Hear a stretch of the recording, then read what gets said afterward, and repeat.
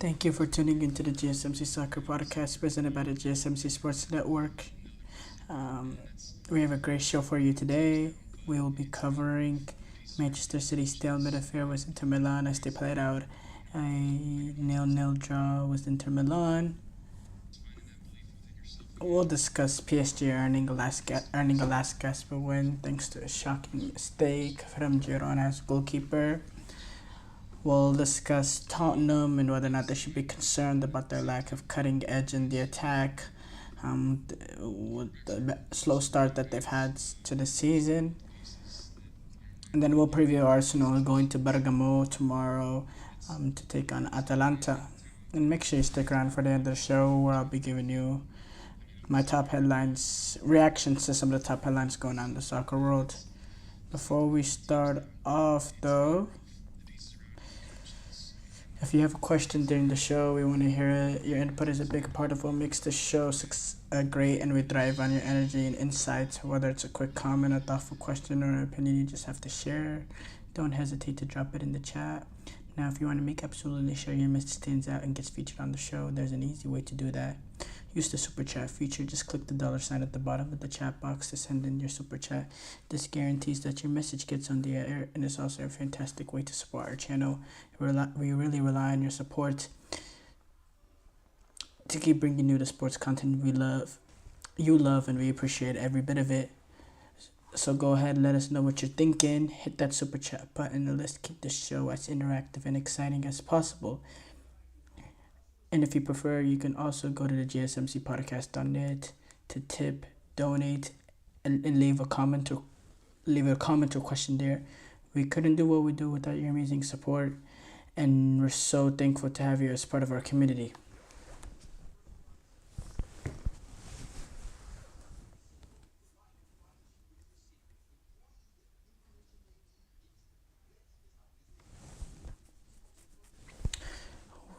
We do have to start off, though, with Manchester City's stalemate affair with Inter Milan as they played out a 0-0 draw. They're both opening games of the Champions League. We're not really used to this new format in the Champions League with games being played this early in September. We actually have Champions League games tomorrow as well. Tomorrow as a Thursday night. We know Thursday night is really known for the Europa League, and nowadays the Conference League, that's their time to shine, the Thursday nights. But for this first opening week, we'll be having Champions League games also in that window, as we'll be previewing Arsenal taking on Atalanta tomorrow. In regards to this game, we saw two teams that are, that are building something steady in this season, trying to both build momentum as they both go after domestic titles. And we saw two teams that really approached this game as this is a marathon and not a sprint. We saw a measured approach from both teams. We know Inter Milan and how tough they are defensively, playing with Acerbi, dissect, and Bastoni. This was a good defensive effort by them to contain Erling Haaland, who we know we've discussed this 9 goals in 4 games up to this point in the season. He's been absolutely fire. And Bastoni, Acerbi, Bishek did a good job in being able to contain him. This is the first game that he has not scored this season. That he hasn't scored this season. And so, yeah, overall, good defensive effort from Inter Milan. I thought City did still have their opportunities that they just couldn't get right. I think Gundogan specifically, he had a really perfect opportunity near the end of the game, a winning opportunity there. Couldn't really pick, he heads the ball into either side of Summer. It's, that's the game, that's the victory for Manchester City. He heads it straight into Sommer's hands. And yeah, Inter Milan, they had a few opportunities in transition. They didn't go with Lautaro Martinez, probably resting him for the Milan derby. They didn't play Dumfries as well. They went instead with Darmian and Taremi in those positions. But Inter Milan, they did have some opportunities in transition. They had one really good one where the ball gets played to Darmian. I thought Darmian should have had a strike on goal. Then didn't really trust himself from the position that he found himself. Tries to backheel it into the path of Çalhanoğlu. Çalhanoğlu couldn't get quite on the end of it. I thought overall Inter Milan, they had their few opportunities to make something happen of it in transition. Couldn't really find that final ball, get that final finish correct. Overall, yeah, and overall, a nil-nil game was probably deserved for both teams. I did think if anyone was gonna win it was City, which is which is not hugely surprising with City playing at the Etihad. Not hugely. And, it's a good result for Inter Milan being able, with the Milan derby coming up this weekend, not playing a full-fledged first team, playing most of them, but, giving the rest of important players to Dumfries and Lautaro Martinez to be able to escape Etihad with the point against City, who are probably the favorites in the Champions League, the best team in the world. It's a good result for them. It is a good result for them. I thought both teams had numerous opportunities, though. They could have taken advantage of. It was a little bit of a basketball game. This game was. We had some quality shown from both teams. Inter Milan, they were very strong and tight knit in defense, but they were willing to get numbers forward on the break and really go after it, which made it an interesting game. I think Simone Inzaghi set up Inter really, really well to be defensively solid, but also be a threat going forward as well. And they did a really good job, as I said, defending Erling Haaland as well.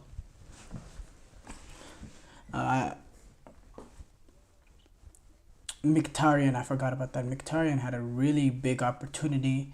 It was a late opportunity where he just missed right above the bar. He, shot it with some venom. But with the pace, and not close range, but in very good shooting position, and it just went right over the bar.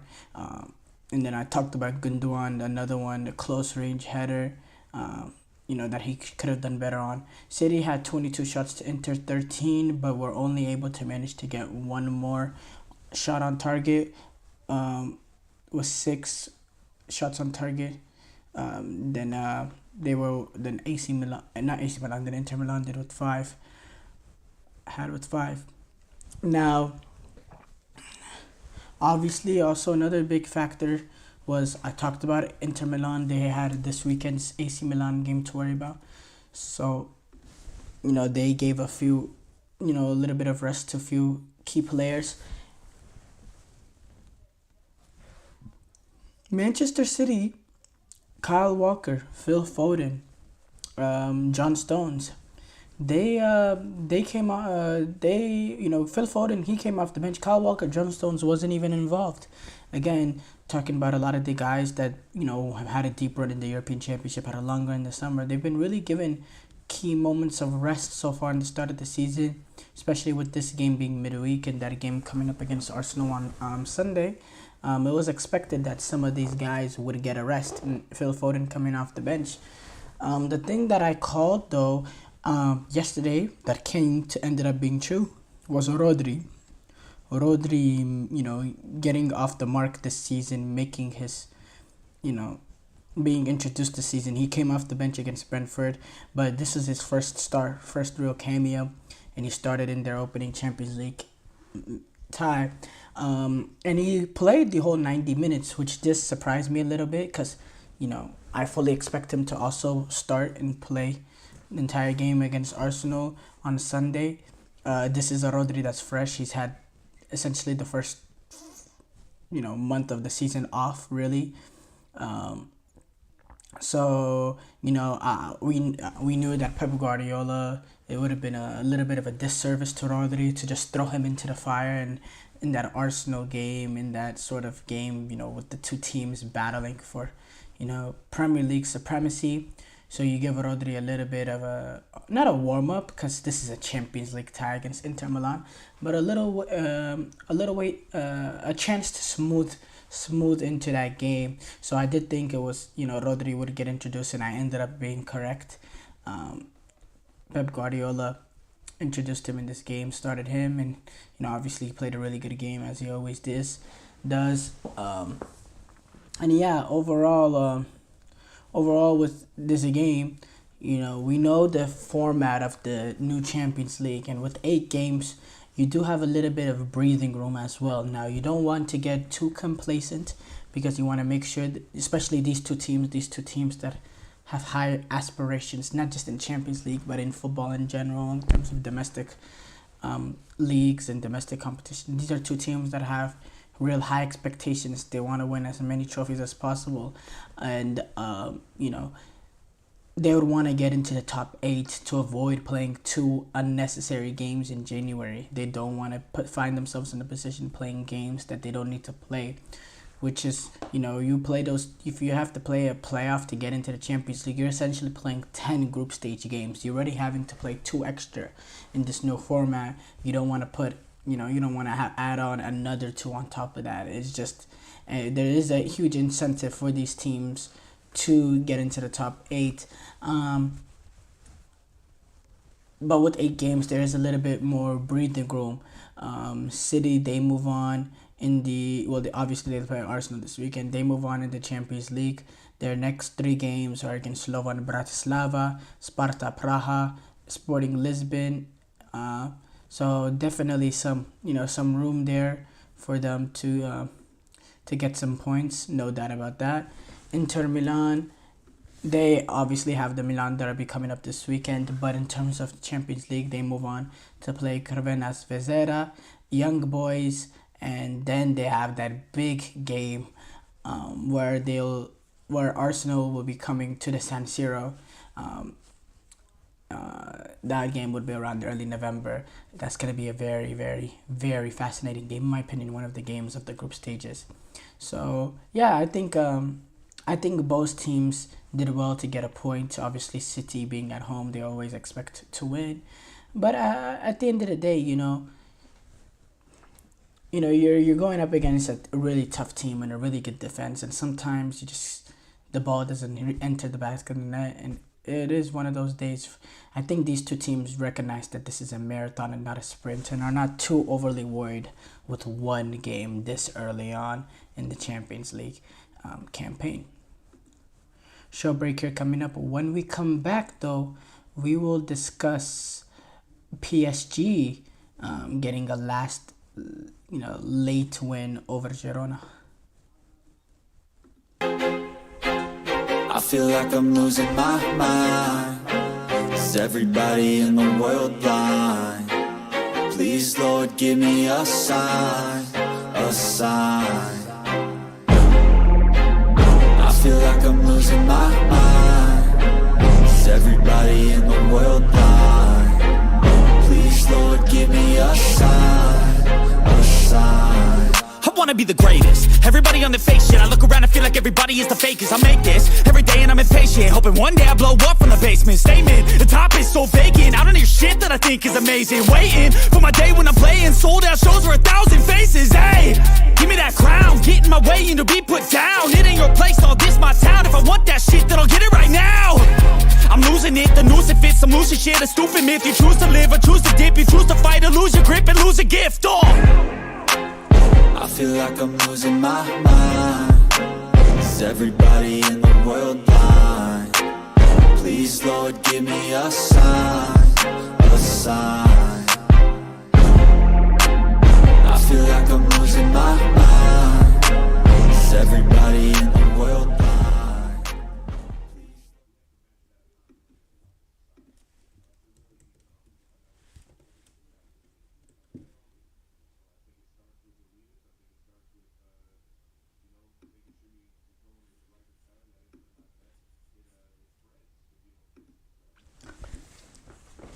Before the break, we discussed City stalemate affair with Inter Milan as they played out a 0-0 draw. We move on to react to PSG. They have earned the Last-Gasp win in their opening game of their Champions League campaign when they took on Girona, the surprise team from La Liga last season, finishing third. And PSG got a late win after a horrible late game blunder from the Girona goalkeeper, Gazania, the Argentinian, makes a bad mistake, literally fumbles the ball into the back of the net, essentially after Nuno Mendes. People are calling it a shot. In my opinion, I think he's just trying to play it across the 6-yard box, play it across the goalkeeper, and just make it dangerous. But people are saying it was an attempted shot. Look, I do have to say, if it was an attempted shot from that angle, well, he has belief from himself, because that's a weird angle to be taking a shot. In my opinion, I think he's just trying to play the ball, across the 6-yard box. Maybe someone can get a foot on it. It instead beats the goalkeeper right through his hand, in between his legs, and it's being in the last minute as well. It's a blunder beyond despair. And by the way, before that, he made a few saves, and they had the clean sheet in the bag, and he made a few saves, and just in that one moment is devastating, really. This is a Girona team that's playing in the Champions League for the first time, and I don't know if Girona has ever played in the Champions League. I'd have to fact check that, but definitely the first time in recent history, at least. And in playing that game, and this is their first ever appearance in the Champions League, actually, Girona. And being in that sort of moment, being in your first Champions League campaign, and in your opening game, you go away to the Parc des Princes, you earn yourself a hard-fought, point just to fumble it away at the end. It's really devastating and heartbreaking for Girona. Look, for PSG, that's an important moment for them, I have to say, and a moment that should not be underestimated for PSG. That own goal, that mistake, that's important, because PSG have a very difficult 8-game group stage. They go on to take on Arsenal at the Emirates. They go to Arsenal to take them on at the Emirates Stadium. They play PSV. They play Atletico. They go to Munich to take on Bayern. They have to play a Salzburg team that also is really, really well. And then they play Manchester City and Stuttgart. That is this City, Arsenal, Bayern, Atletico Madrid, and those are 4 really difficult games. And on top of that, you have to go to Stuttgart, who we saw yesterday against Real Madrid. They're willing to go at you. They can play some really good football. Salzburg as well. We know Red Bull Salzburg with their no, that's Leipzig, not Salzburg. But I'm thinking of Leipzig. But yeah, so Salzburg is not as difficult game as I'm making out to be. But specifically Stuttgart, that's a team that can put up a good fight as well. So look, that that could be a pivotal moment for PSG. That own goal, really, because watching this game, PSG weren't exactly you know, in the first half, Girona, they controlled the ball for moments in the game. Like they had some really really good possession, and PSG struggled really to play in that first half. Despite the stats look dominant, and in the second half PSG were the far better team. 26 shots to 3 for Girona, 5 shots on target for PSG to 1 for Girona. But PSG weren't exactly as dominant as I expected, despite in the second half when they were chasing the game, when they were playing with desperation. Yes, even though they did look a little bit of lacking ideas, and they did lack cutting edge at times, there's still a big issue when it comes to Ousmane Dembele and his end product. He had a few opportunities there that he needs to do better on, but going back to what I was saying, in that first half, Girona they weren't playing bad. They weren't playing bad, and PSG in that second half they put on a lot of pressure. It was a relentless amount of pressure, and it did seem like the breakthrough was probably gonna come, and it did end up coming in the most unlikely of circumstances. But yeah. Girona's defense, they defended really, really well. They neutralized PSG in the first half. And, PSG were frustrated in that first half. And Girona was able to have their few moments. And in that second half, though, PSG were a lot better. Asensio actually had a good opportunity in the first half that he couldn't get into the right side of the post. And then he suffered an injury, which led to Randall Colomwani coming on. When the second half began, though, that's when we saw Ousmane Dembele, him make runs, him show what he can do, show that he has great ability. But there was a few, the end product was, he had one opportunity going in 1-on-1, and he decides to go straight. He doesn't cut across the defender. He decides to go straight, and he allows the Girona defender Ladislav Krejci to make a last-ditch challenge that kept it 0-0. Dembele, there's the same issues with Dembele.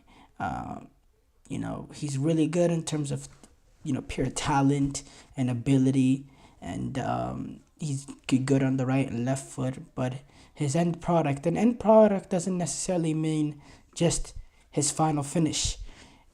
It's his final ball as well. It's the timing of the ball. It's whether you should play the ball across the 6-yard area, if you cut it back, whether you should cross it, whether you should play the first time, whether you should cut in, cut out, whatever. It's the final third decision making. It's not just the final finish. Just in general, his end product is just not good enough and hasn't been good enough, period, ever in his career. And it's something that we've always said, okay, it's going to come.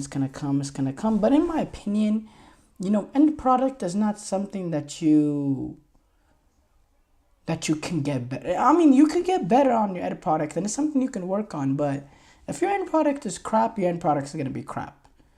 That's the final. That's the final line. I mean, and yeah, with PSG, I can't put into words how big of a win this is. This is a huge victory again. This is a team that has to face Arsenal, Bayern, Atletico Madrid, Manchester City, and still left in the Champions League. So, get your wins when you can get them. Because if they drop points at home in their opening game against Girona team, which is one of their, it's not an easy game by any means, no, but it's one of the less difficult games. There's no doubt about it. This game, the Salzburg game, these are the games that you have to take advantage of. Now they go on to take PSV. Girona, on the other hand, I believe they take on Feyenoord in their next Champions League in the next Champions League game, and that's actually going to be their first ever home game in the Champions League at the Montelivi, which is going to be very fun to watch. That's a stadium. It's only about 15,000. Getting to host the Champions League it's going to be really great to see. Short break here coming up. When we come back, we will discuss Tottenham and the issues that they face in attack. Looking for your daily fix of sports talk without having to pay for it? GSMC Sports Network is available on YouTube. Just search GSMC Sports Network. Get your fix of daily sports talk shows on YouTube, absolutely free. NFL, college football, NBA, MLB, MMA, UFC, fantasy football, and so much more. GSMC Sports Network has shows running all day long, with new sports shows starting every 2 hours. Just like on your favorite cable sports channel, except GSMC Sports Network is absolutely free. Just search GSMC Sports Network on YouTube to catch one of your new favorite shows, like the GSMC College Football Podcast, Chip Shot Football Podcast, Hoops and Heels Women's Sports Podcast, GSMC Basketball Podcast, and so many more. Check it out for yourself. GSMC Sports Network, now available on YouTube absolutely free. Search GSMC Sports Network on YouTube right now.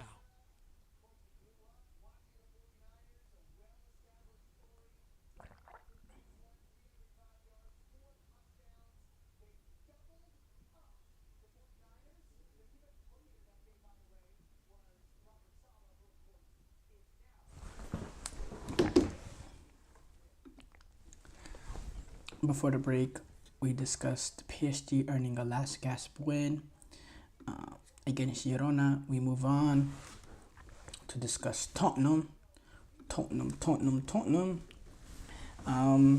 They actually played today in the AFL Cup. They took on Coventry. If you remember, Coventry gave United some troubles last year in the FA Cup semi-final. Coventry led, we know the American international Haji Wright plays for them. And yeah, Tottenham, obviously they went in with a little bit of a second team, with Ben Davies, Draxen, Bergvall, Timo Werner, Odegaard, not exactly who actually Odegaard actually suffered a significant injury for Postecoglou. Postecoglou announced, but yeah, Tottenham, they were able to get the win. They went down actually in the 63rd minute to Thomas Asante's goal, but Jet Spence in the 80th minute was able to equalize before Brennan Johnson, who they were both second half substitutes as well, was able to get the winning goal in stoppage time, 92 minutes. Obviously, I'm not going to give you a tactical breakdown. I would be 100% honest. I did not watch the game. I was tuned into the Champions League ties that were going on at similar times. But yeah, the Spurs late show saves them in the EFL Cup. But moving on to Tottenham, we know, Tottenham has had clear issues this season, in my opinion. They've had 4 games in the Premier League. And in every single game, they've been, in terms of general play, in terms of being able to control possession, create opportunities or have moments that they should be creating, clear-cut opportunities. Just in terms of general play, being able to control the ball, being able to be the protagonist, to be more on the attack. In all 4 games, they have outplayed the opposition. In quote-unquote, they have outplayed. But they haven't been clinical enough. They've lacked the ruthlessness and the cutting edge in the attack, specifically in that final third,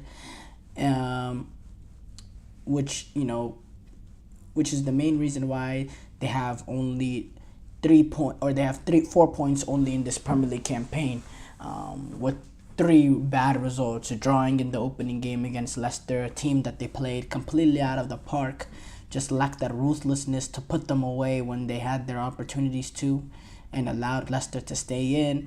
Against Newcastle, sort of the same thing in terms of really dominating the game, but despite having real dominance, not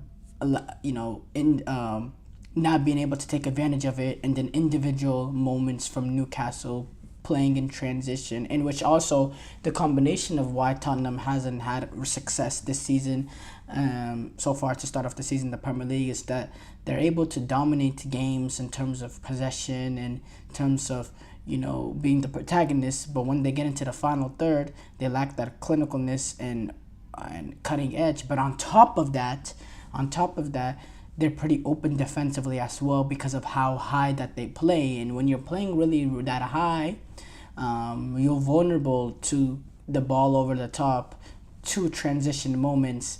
And if you don't take advantage when the opportunities come, whenever the other team finally gets a chance to attack, they will have so much space and so much room to play in behind, and it'll just take that one moment and Tottenham find themselves dominating the last 30-35 minutes, but Newcastle is the one that scores, or Arsenal is the one that scores. And it's been the same story so far to Tottenham's. In every 4 game, after every single game, besides obviously the Everton game in which they just dominated Everton, in the 3 games that they've been unsuccessful in, it's been the same story. And Postecoglou could say the same things at each press conference, and we couldn't tell which game he was talking about because it was the same story in all games, just lacking that cutting edge in the attack. And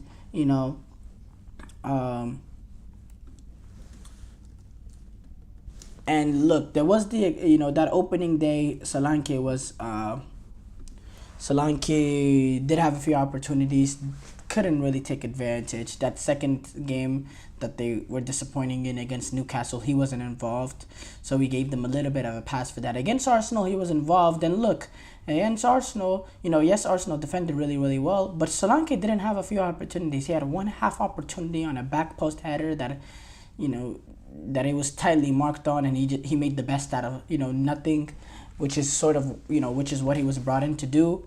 But not enough balls played in, not enough cross sent in, not enough times where they took the risk and played the ball into space for Solanke to have a strike. He didn't really find himself in opportunities to score. There was not good enough service for him in that Arsenal game, and at the same time, Arsenal did defend really, really well overall. But look, they have a lot of possession. They find themselves in the attacking half of Tottenham all the time, but they just don't create enough clear-cut opportunities. And they don't, and since Solanke has been in, they haven't created, in that Arsenal game, they didn't create enough clear-cut opportunities with him. And the problem, we can't point out and say the attackers are not good. Son Heung-min, Kulusevski, these are some really, really good players. Dominic Solanke, he scored 19 goals in the Premier League last season. We're waiting to see whether he is up for the task, being a lead man for a team that has aspirations like Tottenham do of getting back in the top 4. Is he good enough at that level? We don't know. But for us to figure out, there needs to be more clear-cut opportunities created for him, and the team needs to create more in general. And then on top of that, they have the issues that they have in terms of not being clinical enough in the attack, and then the few moments that they find themselves defending, with the way that they play, they find themselves very vulnerable because they're playing really, really high. That second goal from Newcastle, it was, I'd be so frustrating watching that as a Tottenham fan. You're watching a game, you're dominating the game. This is at St. James's Park as well. In the second half, 30-35 minutes, it's constant pressure, trying to, create that opportunity, trying to find that space, trying to get that ball into the back of the net to give yourself the lead. You're constantly pressurizing them. And then in the snap of a finger, Newcastle get on the ball. They play that one ball in behind and they're in, and it's 2-1 just like that. Completely against the run of the play, and that's the problem too.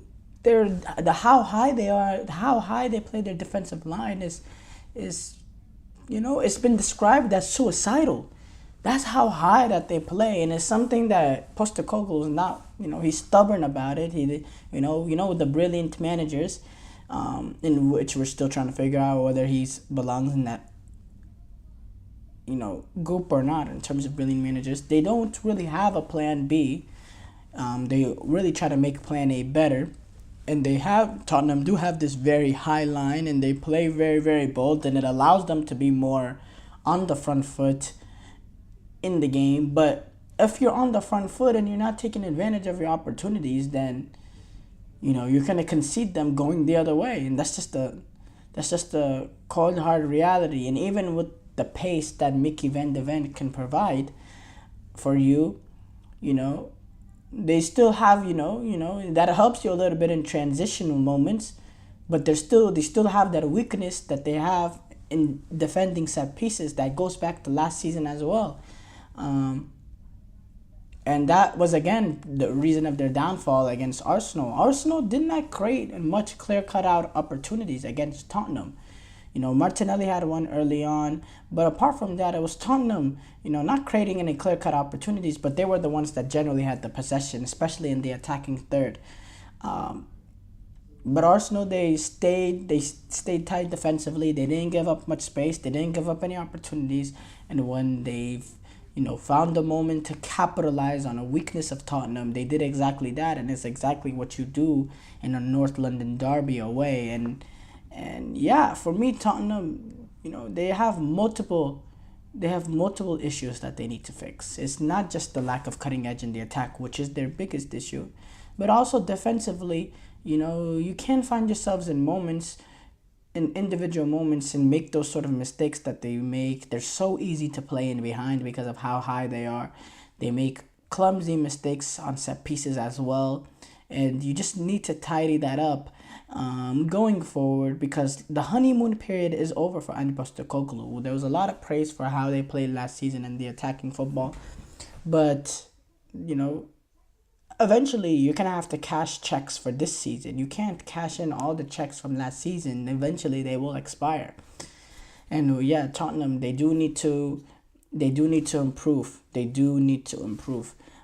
There's no doubt about that. They move on to take Brentford this Saturday before their Europa League campaign starts off that following Thursday. Will they take on Karabag, and then that following weekend, on that following Sunday, they have a big game going away to Old Trafford to take on Manchester United. So yeah, interesting stretch of games coming up for them as well. Show break here coming up. When we come back, we will preview Arsenal going to Bergamo to take on Atalanta.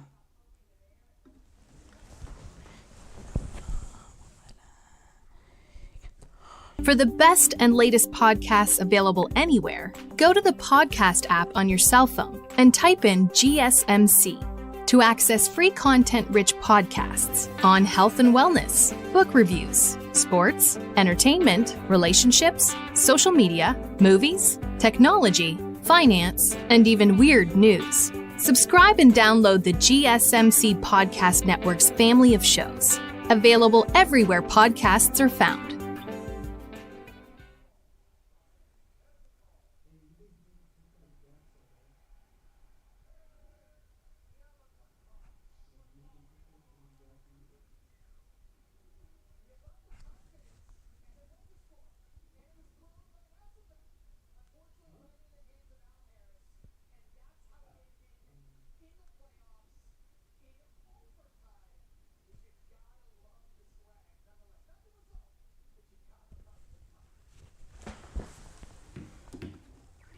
Before the break, we discussed Tottenham and their concerns that I have about them, their lack of cutting edge in the attack.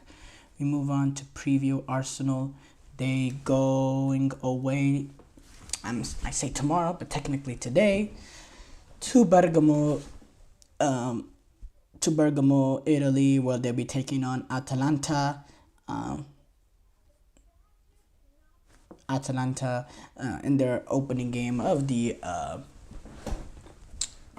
Champions League. This is an Arsenal team that are coming off so far a relatively good start in the Premier League, with 3 wins and then that draw, 2-10, a lot because of 10 men against Brighton, but they've had 2 really good victories going away to Aston Villa in the North London derby and Tottenham. So they're coming into this game with relatively good momentum.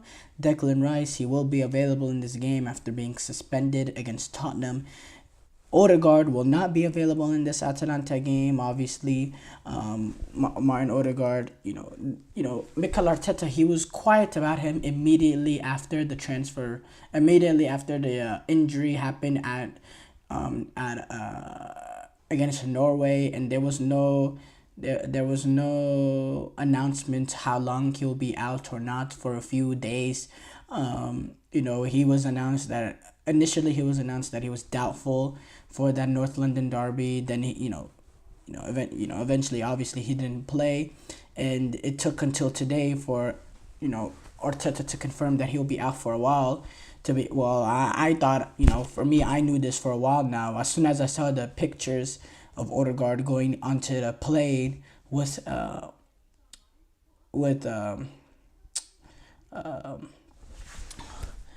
what is it called? The things that help you when you break your leg. Oh my God, not break your leg, but when you don't want to put a thing on. What are the things called? Man, they're mistaking not a cast, but the what are they called? Okay, going back to the main point, I'll figure it out what they're called is. But as I was saying, it was obvious that he was going to be out for a while, Martin Odegaard. But going back to this game, Arsenal. Hold on, give me 1 second. Crutches. That's what it was. Oh my goodness. When he was, immediately afterwards, you saw him on crutches entering the plane to fly back to London. As soon as you saw that, you realized that he couldn't put any weight on his ankle. So we knew it was a bad ankle injury, and he suffered damages in his ligaments as well. So yeah, he's gonna be out for a while in this game.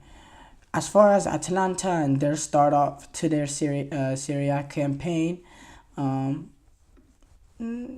not a horrible start, but they 2 losses is 2 wins, 2 losses. This is a team coming off a Europa League victory last season, in which Ademola Lookman had that hat trick in the final against a Leverkusen team that were invincible their entire season. Besides that one game, that's the one team that Leverkusen lost to all season in all competitions. Atalanta, they had that opening day really good win over Les. I don't know if I'm saying that right, where they were able to get 4 past them. And then recently, in their recent game, they beat Fiorentina 3-2.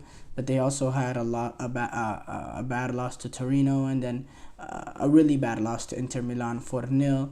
So we know what's the deal with AC Milan under Gasperini. They're kind of play very, very open. They're good in cup competitions as well, and they're willing to play open and go at even the top teams. They play very high attacking, high intensity attacking football. They love going forward, and this is a team that has suffered some injuries as well. So they're and Gasperini has come out and he's said it clear cut that they're not they're not as good of a team as they were last season up to now, obviously. But they're still a team at home playing in your opening game in the Champions League that can cause some issues for Arsenal, definitely. Especially Arsenal are going to have to go into this game having, one, at least one eye looking towards that City game, because this game is being played on a Thursday away to Italy. On a Sunday, you're having to go to Manchester to take on City. So essentially, you're going to be flying back, you're going to be flying back to London. You're going to have Friday to train for City. And then Saturday, you're going to be going up to Manchester. So, that's not ideal circumstances to find themselves in. And I'm very interested to see how Mikel Arteta approaches. Do we see a full-fledged team? Does he give the likes of a Bukayo Saka, who we know how important he is for Arsenal? Does he give him a rest for that City game? I do think Declan Rice is going to be back, and the fact that he missed this weekend's game, so he's a little bit more fresh. But, does Arsenal, are any of the players, do they get a rest in this game? Because that Manchester City game on Sunday is crucial. You lose to them, and you're already 5 points behind them. This early in the season, already having, that wide of a gap, a multi-game gap, that's a very vulnerable position and a very dangerous position to find yourself in this early in the season. And it's exactly what Arsenal would like to avoid. So I'm very interested to see Mikel Arteta. Does he rest players? Because honestly, it's almost not fair. City playing a game early, City playing a day earlier, having an extra day of rest. On top of that, they're playing the game against Inter Milan at home, and they're not having to do any travel because the game on Sunday as well as home. So they're having that extra day rest, and they're also playing both games at home, while Arsenal are having an extra day of an extra day less of rest.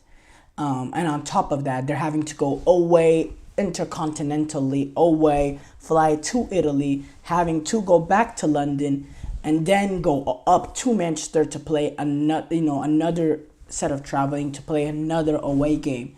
So the odds are against Arsenal in terms of that as well. So, and you don't want to underestimate Atalanta. You want to put yourself in a strong foot as well in the Champions League, because again, with Arsenal, I put them sort of in the pot 1 teams, despite them being a pot 2 teams, and the fact that they're one of the teams that are trying to look into getting into the top 8, so they don't have to worry about playing unnecessary 2 games, a playoff to get in. They do also have to play PSG, Inter Milan, as well in this Champions League, campaign.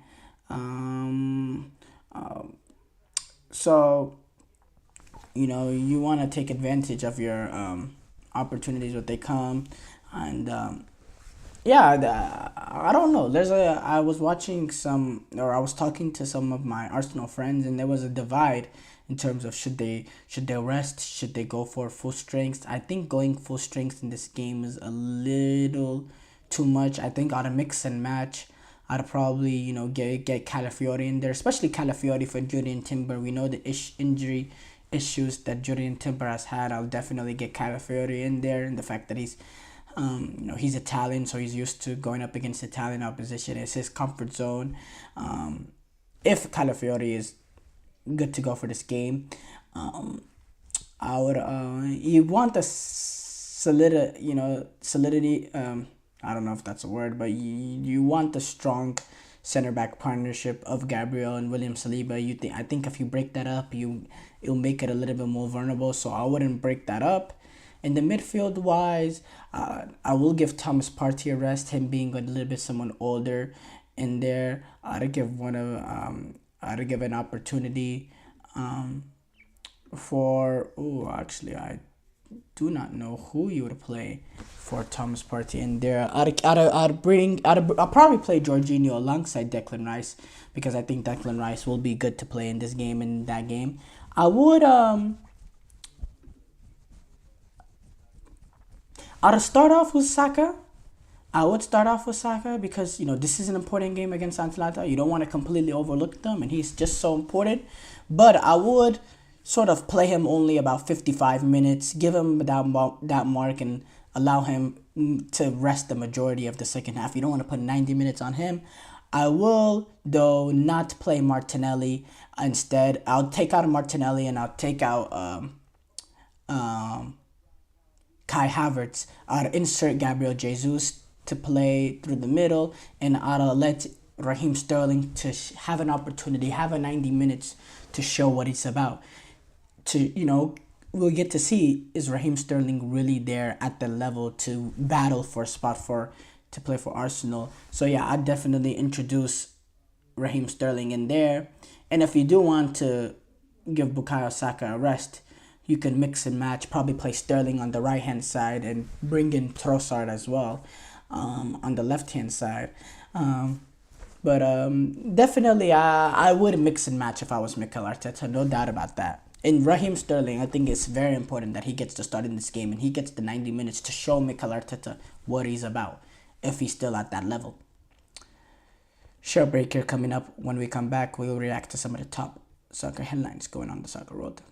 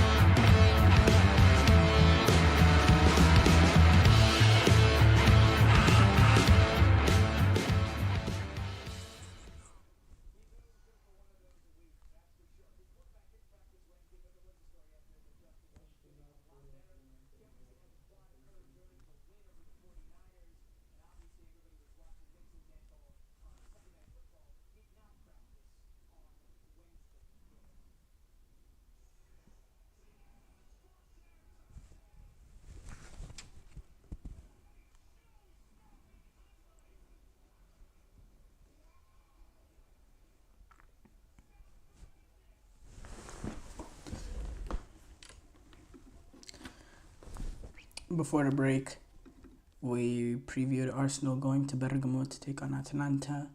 We move on to react to some of the top soccer headlines. We start off though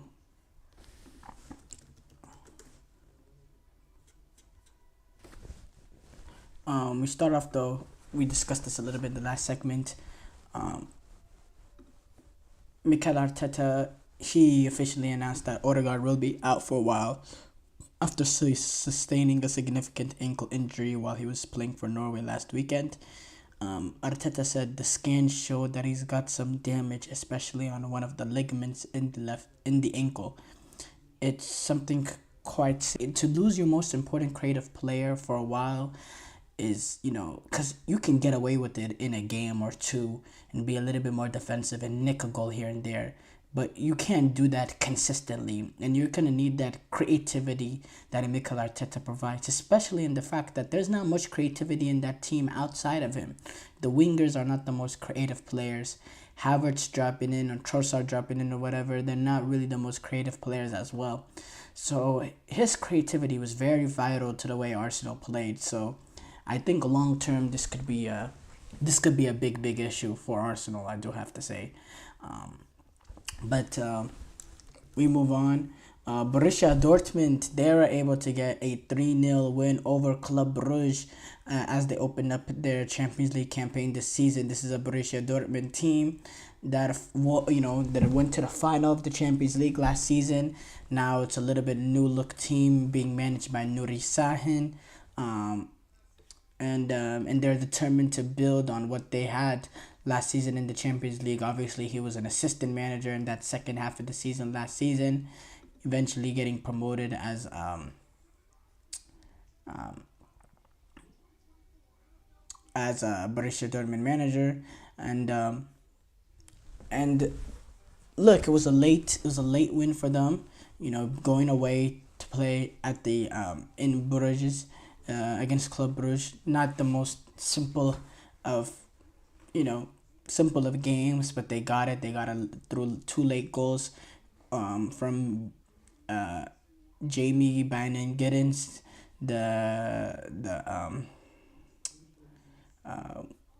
who came off the bench actually, the 20-year-old English player, and he was able to get goals in the 76 and 86 minutes, and then an insurance goal by Girassi coming off the bench as well in the 95th minute, or the 95th minute, was able to cap it off for Borussia Dortmund. Good win for them. They go on in the Champions League, and they will be playing Celtic at home at Signal Iduna Park. So good win for them, and they also have Barcelona as well later on the campaign. They actually play Barcelona and Real Madrid. So Borussia Dortmund, they will have some tests in this Champions League campaign that we're looking forward to. But the Champions League rematch, will also get that Borussia Dortmund Real Madrid, the Champions League final rematch. Moving on though, the rest of the Champions League, let's do sort of a roundup for the rest of the fixtures.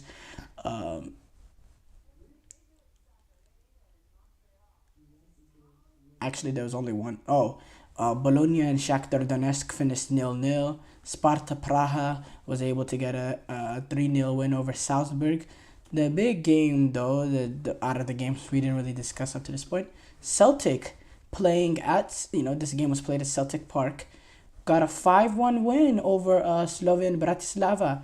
The Celtic team that's led by Brendan Rodgers, that play some really good football, that are getting players forward, that are willing to be on the front foot in games. They were able to get 5 past Slovan Bratislava, and they played a really good game. They took advantage of one of the greatest atmospheres in European football. So really good win for them, as they want to make, as they try to build some sort of push, trying to, potentially maybe in this sort of league campaign, you give yourself they have a better opportunity to find themselves in the knockout stage. Who knows? They have in the atmosphere that, that will really give them a heads up going forward. No doubts about that.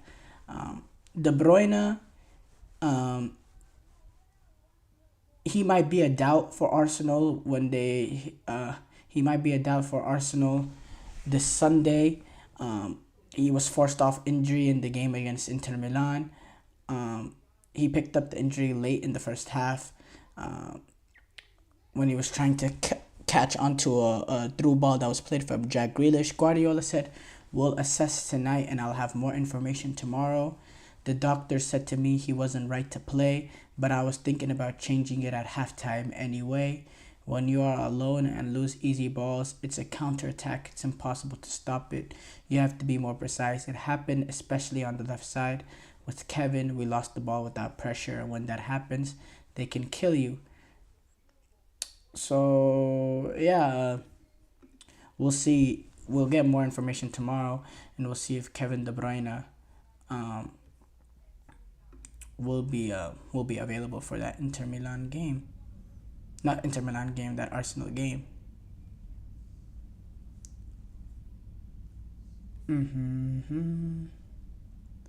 There's a lot of it is, with the Champions League. I talked about briefly in the AFL Cup. We know that yesterday United were able to get past Barnsley 7-0. I also discussed Tottenham's 2-1 win over Coventry. Brighton was able to get past Wolves 3-2. This game was played at the former stadium, formerly known as the Amex. So good for Brighton to be able to move on to the next round of the EFL Cup. Thank you guys for tuning into the GSMC Soccer Podcast presented by the GSMC Sports Network. Your support means a lot to us, so please remember to subscribe to the show and leave a positive review. It really does make a difference. We also invite you to follow us on Facebook, Twitter, TikTok, and Instagram for more content and updates. So thank you once again and have a wonderful, wonderful day.